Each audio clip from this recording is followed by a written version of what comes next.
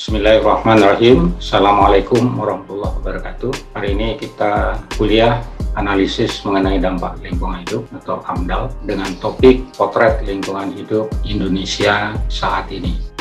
Bahwa lingkungan hidup Indonesia tercatat sebagai negara dengan tingkat keanekaragaman hayati yang tertinggi di dunia, dan bahwa ekosistem hutan dan laut Indonesia merupakan ekosistem terkaya di dunia. Kondisi ini memberikan kesempatan lapangan kerja dan pendapatan bagi jutaan penduduk Indonesia. Akan tetapi, lingkungan hidup Indonesia mengalami tekanan yang hebat akibat berlangsungnya kegiatan perekonomian yang ditandai dengan adanya eksploitasi sumber daya alam yang berlebihan, kemudian adanya polusi udara yang melampaui baku mutu lingkungan. Kemudian masyarakat kesulitan mengakses sumber daya air bersih. Kemudian menghadapi masalah perubahan iklim, dan Indonesia sangat rentan terhadap dampak perubahan iklim. Adapun dampak perubahan iklim itu menimbulkan kenaikan muka air laut, adanya gangguan terhadap sektor pertanian dan ketahanan pangan. Untuk masalah kehutanan di Indonesia, yang terjadi adalah adanya perambahan hutan secara massal dan masif atau kita kenal dengan illegal logging. Kedua, adanya penebangan liar oleh orang-orang yang tidak bertanggung jawab. Adanya penebangan secara luas untuk mengkonversi hutan menjadi perkebunan kelapa sawit, perkebunan karet, sawah, dan lain sebagainya. Yang keempat, adanya kegiatan penambangan liar, illegal mining. Kelima, adanya kegiatan pertanian, perkebunan, peternakan, perikanan yang tidak mengikuti kaidah alam. Yang keenam, adanya eksploitasi kehidupan satwa liar. Tujuh, adanya kebakaran hutan dan lahan, dan lain sebagainya.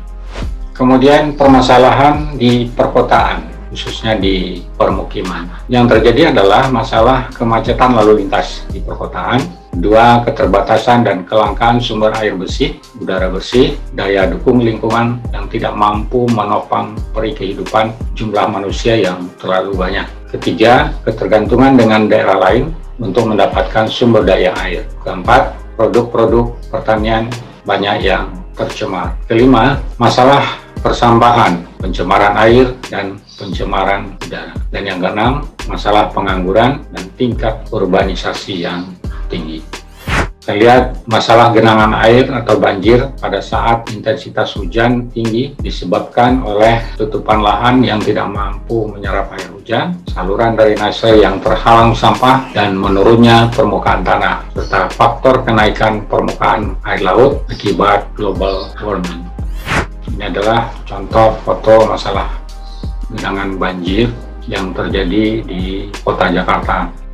Kemudian permasalahan lain terkait dengan lingkungan hidup adalah yaitu perilaku buruk masyarakat dalam mengelola sampah, sehingga sampah menutupi permukaan saluran air dan bahkan bisa menutupi badan-badan sungai.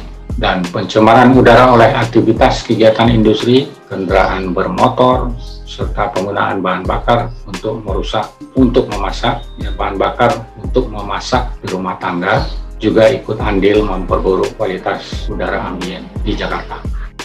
Kita lihat kebakaran hutan akibat ulah manusia ingin mencari keuntungan besar pada saat akan mengkonversi lahan hutan menjadi kebun kelapa sawit dengan mudah dan murah, membuka lahan dengan cara membakarnya tanpa mempeduli akan dampak negatif yang ditimbulkannya. Ini adalah foto kerusakan lingkungan hidup akibat aktivitas lapindo berantas. Kemudian kerusakan lingkungan hidup, adanya pencemaran udara akibat aktivitas industri secara global. Kemudian kita saksikan juga kerusakan lingkungan hidup akibat aktivitas pertambangan.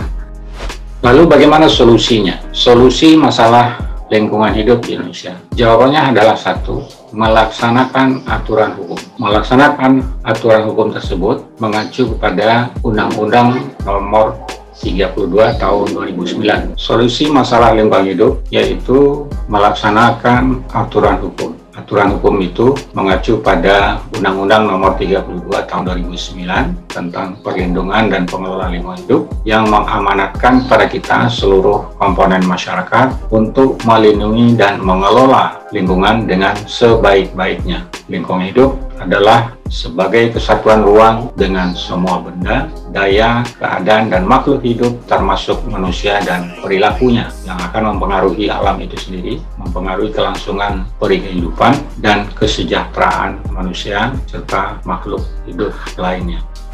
Perlindungan dan pengelolaan lingkungan hidup harus diupayakan secara sistematis dan terpadu dilakukan untuk melestarikan fungsi lingkungan hidup dan mencegah terjadinya pencemaran atau kerusakan lingkungan hidup yang meliputi perencanaan, pemanfaatan, pengendalian, pemeliharaan, pengawasan, dan penegakan hukum. Dengan melakukan kegiatan pembangunan yang menganut prinsip pembangunan berkelanjutan adalah merupakan tindakan upaya sadar dan terencana yang memadukan aspek lingkungan hidup, sosial, dan ekonomi dalam strategi pembangunan untuk menjamin keutuhan lingkungan hidup serta keselamatan, kemampuan, kesejahteraan, dan mutu hidup generasi masa kini dan generasi masa depan. Sumber daya alam adalah unsur lingkungan hidup yang terdiri atas sumber daya hayati dan non-hayati yang secara keseluruhan membentuk kesatuan ekosistem, dan pencemaran lingkungan hidup adalah masuk atau dimasukkannya makhluk hidup atau zat, energi, atau komponen lain ke dalam lingkungan hidup oleh kegiatan manusia sehingga melampaui baku mutu lingkungan yang ditetapkan. Kemudian kriteria baku kerusakan lingkungan hidup adalah ukuran batas perubahan sifat fisik, perubahan sifat kimia atau hayati lingkungan hidup yang dapat ditenggang oleh lingkungan hidup untuk dapat tetap melestarikan fungsinya. Sedangkan perusakan lingkungan hidup adalah tindakan orang yang menimbulkan perubahan langsung ataupun tak langsung terhadap sifat fisik, kimia, dan biologi lingkungan hidup sehingga melampaui kriteria baku mutu kerusakan lingkungan hidup. Dan kerusakan lingkungan hidup adalah perubahan langsung atau tidak langsung terhadap sifat fisik, kimia, dan biologi lingkungan hidup yang melampaui kriteria baku kerusakan lingkungan hidup. Kemudian konservasi terhadap sumber daya alam adalah pengelolaan sumber daya alam untuk menjamin pemanfaatannya secara bijaksana serta berkesinambungan ketersediaannya dengan tetap memelihara dan meningkatkan kualitas nilai serta keanekaragamannya. Selanjutnya, perubahan iklim, yaitu berubahnya iklim yang diakibatkan langsung atau tak langsung oleh aktivitas manusia sehingga menyebabkan perubahan komposisi atmosfer secara global, dan selain itu juga berupa perubahan variabilitas iklim alamiah yang teramati pada kurun waktu yang dapat dibandingkan. Sedangkan perubahan iklim, istilah bahasa Inggrisnya adalah climate change, yang parameternya terdiri dari suhu, kelembaban, curah hujan, dan jumlah hari hujan. Untuk perubahan komposisi atmosfer, misalnya antara lain NO2, SO2, CH, PB, CO, CO2, dan lain sebagainya yang terdapat di udara. Perlu kita ketahui bahwa komposisi kimia di udara bersih atau udara di atmosfer paling tidak ada 6 komponen utama, yaitu nitrogen, itu persentasenya kurang lebih 78,1% di udara, komponen oksigen atau O2 sekitar 20,90%, kemudian argon 0,9%, karbon dioksida 0,033%, lainnya seperti molekul Ne, He, metan kira-kira 0,003%. Sisanya adalah uap air. Jadi 6 komponen kimia fisika di udara, nitrogen, oksigen, argon, karbon dioksida, dan zat kimia lainnya serta uap air. Jika bertambah komponennya, maka udara tadi bisa berubah dari komposisi udara bersih sehingga disebut sebagai udara tercemar. Atau juga bisa dikatakan bahwa udara tercemar, udara kotor, diakibatkan karena persentase komponen udara ini berubah. Mungkin nitrogen berkurang atau oksigennya berkurang karena masuknya komponen kimia lainnya sebagai polutan yang masuk ke dalam atmosfer sehingga disebut udara atau udara tercemar.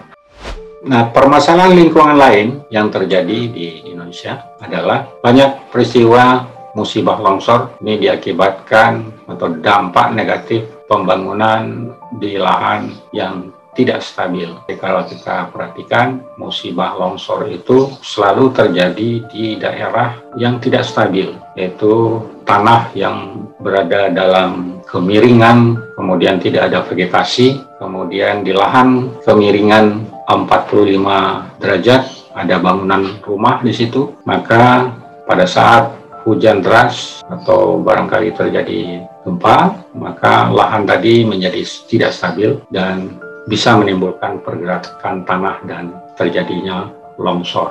Jadi kita lihat pada gambar ini, musibah longsor itu terjadi di daerah yang lahannya miring. Ya, tingkat kemiringannya itu mungkin ya berkisar 45 derajat kemiringannya. Atau lahan itu tidak memiliki vegetasi yang cukup, di mana akar-akar vegetasi tadi akan mempertahankan kekuatan tanah dari getaran dan lain sebagainya.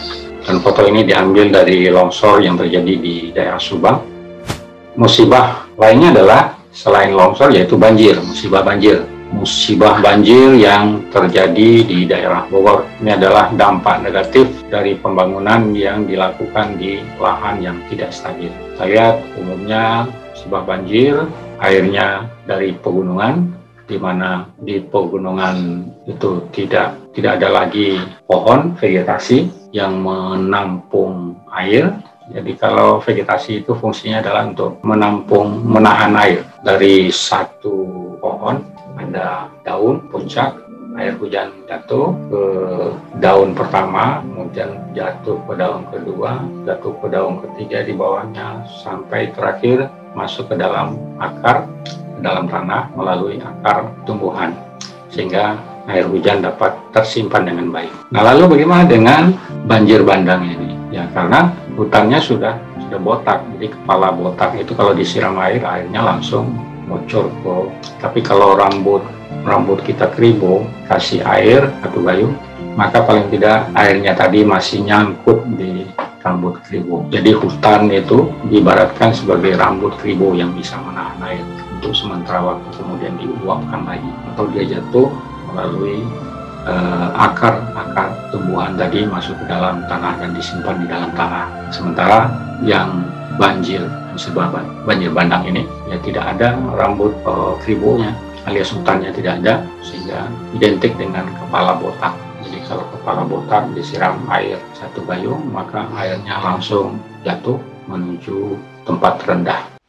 Terakhir, mari kita diskusikan kuis ini. Pertama, apa penyebab timbulnya masalah genangan air? Contohnya tadi gambar di DKI Jakarta ada genangan air, atau di wilayah lain ada genangan air, atau yang bisa disebut banjir. Yang kedua, apa solusi masalah poin 1 itu? Misalnya, bagaimana mengatasi kasus banjir di Jakarta? Jadi pertanyaan pertama, apa penyebab masalah genangan air atau banjir? Lalu yang pertanyaan kedua, apa solusinya? Kemudian yang ketiga, apa penyebab timbulnya masalah longsor? Jadi tanah longsor, apa penyebabnya? Yang keempat, apa solusi mengatasi masalah poin 3 tadi? Misalnya kasus longsor di Bogor, apa solusinya? Selanjutnya, apa penyebab masalah kekeringan? Di wilayah tertentu ada kekeringan atau kelangkaan air bersih, apa penyebabnya? Kemudian keenam, apa solusi untuk mengatasi masalah kelangkaan air bersih atau masalah kekeringan? Misalnya kasus kekeringan di daerah Nusa Tenggara Timur dan lain sebagainya. Demikian perkuliahan kita hari ini. Terima kasih. Billahi taufiq wal hidayah. Assalamualaikum warahmatullahi wabarakatuh.